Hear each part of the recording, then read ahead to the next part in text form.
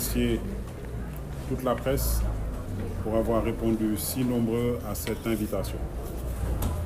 Le son arrive. Vous avez le son?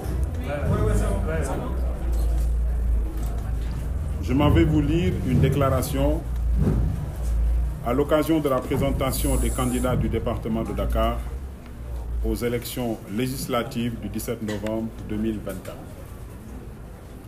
7 mois après l'élection présidentielle, force est de reconnaître que les fruits n'ont pas tenu la promesse des fleurs. La déception est totale. L'immigration clandestine a repris de plus belle. Les prix flambent, l'économie tangue, les droits des citoyens sont foulés aux pieds, les marches et les autres rassemblements sont systématiquement interdits. Seuls des militants ou sympathisants du parti au pouvoir sont nommés au poste de responsabilité. Les scandales se multiplient. Le licenciement d'honnêtes travailleurs aussi et le règlement de comptes politiques est devenu une pratique courante. Face à cette situation, les élections législatives anticipées du 17 novembre 2024 constituent un tournant crucial pour l'avenir de notre cher pays. En effet, l'Assemblée nationale joue un rôle important dans la vie d'une nation. Elle est essentielle à la démocratie car garantissant que l'exécutif soit responsable devant le peuple et que les lois reflètent les besoins et préoccupations des citoyens.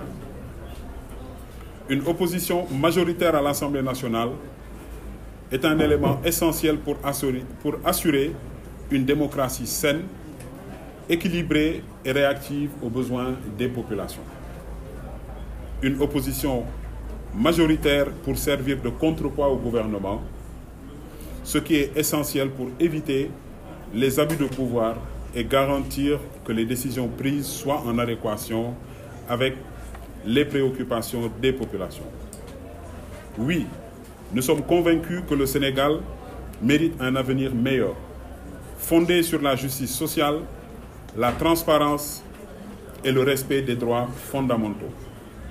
C'est la raison pour laquelle, au nom de l'intérêt supérieur du Sénégal, nous avons surmonté nos contradictions pour mettre en place une grande intercoalition. C'est l'occasion de remercier les leaders et tous ceux qui ont œuvré à rendre possible cette union sacrée.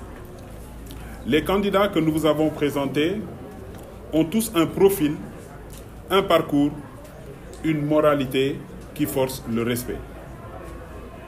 Ils s'engagent à représenter dignement et efficacement les populations de Dakar et au-delà du Sénégal à l'Assemblée nationale. Nous appelons donc les Dakaroises et les Dakarois à se mobiliser pour un triomphe sans tâche, la liste Sam Sa Kaddu au soir du 17 novembre 2024. Unis, nous vaincrons. Unis, nous procédons au vrai changement. Vive l'intercoalition Sam Sa Kaddu, Takku Wallu, Jàmm ak Njariñ. Vive Dakar, vive la République.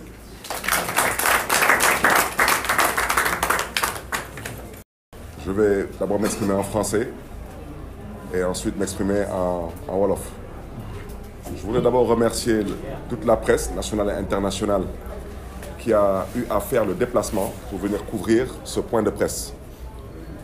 Et à l'entame de mon propos, saluer toute l'intercoalition qui portera le combat de Dakar. Et surtout interpeller les Dakaroises et Dakarois. Il s'agit d'abord de valeurs et de principes. Au-delà du parti pris, au-delà du militantisme, je rappelle que la politique, ce n'est pas de la religion. La politique, c'est d'abord l'art de vouloir servir son peuple. Mais dans la transparence, dans la vérité et dans la justice sociale. La raison pour laquelle vous devez aujourd'hui miser sur l'intercoalition portée par la bannière labellisée Sam Sa Kaddu, c'est parce que nous avons la responsabilité aujourd'hui de restaurer les valeurs, les principes qui qui ont toujours fait la fierté de la société sénégalaise. Je ne reviendrai pas sur le cas de Mimi, parce que je pense maintenant qu'il est temps qu'on essaie d'examiner le profil de Mimi. Parce que je pense qu'il y a effectivement une pathologie qui n'a pas été décelée. Je reviendrai dessus plus tard. Pour l'instant, je l'ai appelé Mimi, mais il se peut que je rajoute un autre Mi. Et ça fera Mi. Je vous en parlerai plus tard. Parce que le Mimi, comme vous le savez, le M c'était pour menteur, le I pour incompétent, le M pour la manipulation, et le dernier I c'était pour l'incapabilité. J'ai décidé d'en rajouter un autre Mi, ça sera la maladie imaginaire, qui malheureusement nous a conduit à 83 morts. Je ne rigole pas, ce que je dis est extrêmement sérieux. Quiconque aurait perdu un enfant, un ami ou un voisin sur la base des mensonges de Mimi, vous comprendrez aisément que ces personnes n'ont pas le cœur à rire. C'est la raison pour laquelle nous devons tout faire, si le bon Dieu nous donne demain la victoire à l'Assemblée nationale. Je suis désolé de le dire, le Coran rejette le mensonge. La Bible rejette le mensonge. Au nom de quoi la société sénégalaise doit accepter le mensonge. Et nous sommes une société construite sur la base des religions révélées. Je ne reviendrai même pas sur tous les engagements qui relèvent du mensonge concernant l'emploi des jeunes, la cherté de la vie, la réduction du train de vie de l'État et j'en passe. Aujourd'hui, voici un régime qui est dans un désespoir sans précédent, mais qui continue à vouloir entretenir un discours populiste. Vous comprendrez aisément que quand un pouvoir est bien assis à l'aise, il n'a pas besoin de prendre certains candidats, de les prendre en otage. Comme M. Bougane Gueye Dany qui se trouve actuellement dans les geôles de la prison de Tambacounda en otage. Un pouvoir qui est à l'aise n'a pas besoin d'entretenir la transhumance. C'est eux-mêmes qui hier dénigraient la transhumance. Et je vous invite à regarder aujourd'hui les 3 personnalités les plus importantes de ce pays, voire peut-être même les 4, si on exclut le président de la République et le Premier ministre. Le directeur du cabinet du président de la République, c'est de la transhumance. Le secrétaire général de la présidence de la République, c'est du recyclage. L'envoyé spécial du président de la République, c'est de la transhumance. C'est la raison pour laquelle je disais on a tata Mimi et tonton Mimi. Et je peux continuer à vous citer des actes concrets qui ont été posés et qui militent vers une transhumance à une échelle quasi industrielle. Je pense aujourd'hui que le peuple sénégalais, particulièrement le peuple de Dakar, doit voter la liste Sam Sa Kaddu pour plusieurs raisons. Aujourd'hui, leur tête de liste à Dakar, je rappelle que c'est quelqu'un qui est accusé d'un détournement de 5 000 milliards de pots de vin. Et à l'heure où je parle, il n'est pas en mesure d'apporter des éléments qui pourraient prouver le contraire. Je voudrais indiquer aux Dakarois et aux Dakaroises que vous n'avez pas le droit, vous n'avez pas le devoir, et surtout pas, l'histoire ne devrait pas retenir que vous avez donné une immunité parlementaire à une personne qui est accusée d'avoir pris 5 milliards de pots de vin. Et c'est eux qui ont appelé ici au Jubal Jubanti. Je souhaiterais que Dakar comprenne qu'elle a l'histoire avec elle, mais elle a aussi le futur de ce pays avec elle. Et pour le présent, elle a la responsabilité de marquer le coup. Aujourd'hui, vous comprendrez aisément que ceux qui ont appelé à une bonne gouvernance ont toujours décrié certains comportements. Aujourd'hui, on parle des scandales du port, de l'ONAS, de Laser, et quelqu'un a décidé de se substituer à la justice pour soi-disant blanchir ses militants et ses partisans.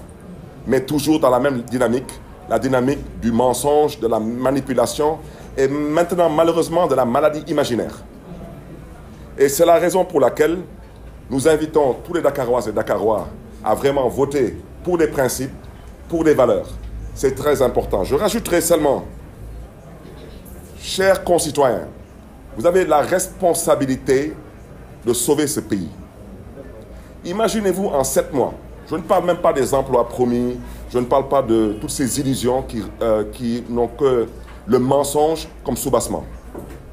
Depuis qu'ils sont arrivés, le baromètre de l'emploi a chuté de 5,1% par rapport à la lutte contre le chômage. C'est une réalité. Depuis qu'ils sont arrivés, si quelqu'un a eu un emploi entre-temps, à part les militants et les sympathisants du PASTEF, ils n'ont qu'à lever la main. Il n'y en a pas. Aujourd'hui, quand ils sont arrivés, ils sont comportés comme des va-nu-pieds et vous avez vu ce qu'ils ont fait dans le domaine du BTP, en arrêtant tous les chantiers. Eh bien, de par ces comportements irrespectueux, aux antipodes d'une démocratie qui se respecte, au niveau du service de la, comment dirais-je encore, du baromètre économique en matière de BTP, il y a une chute de 26,3%. Ils peuvent aussi le confirmer s'ils sont honnêtes. Je terminerai par le port. Le port, c'est la perfusion naturelle, la perfusion du gouvernement du Sénégal. Eh bien, ils sont arrangés en 7 mois pour que les activités chutent de 40%. Et cela a engendré 700 pertes d'emplois. Alors, je ne vais pas continuer parce que ce n'est pas un meeting. Il y a trop de raisons pour voter contre ce régime. Et il est temps de voter contre ce régime pour arrêter l'insolence et l'arrogance qu'ils ont en bandoulière comme élément de gestion de ce pays.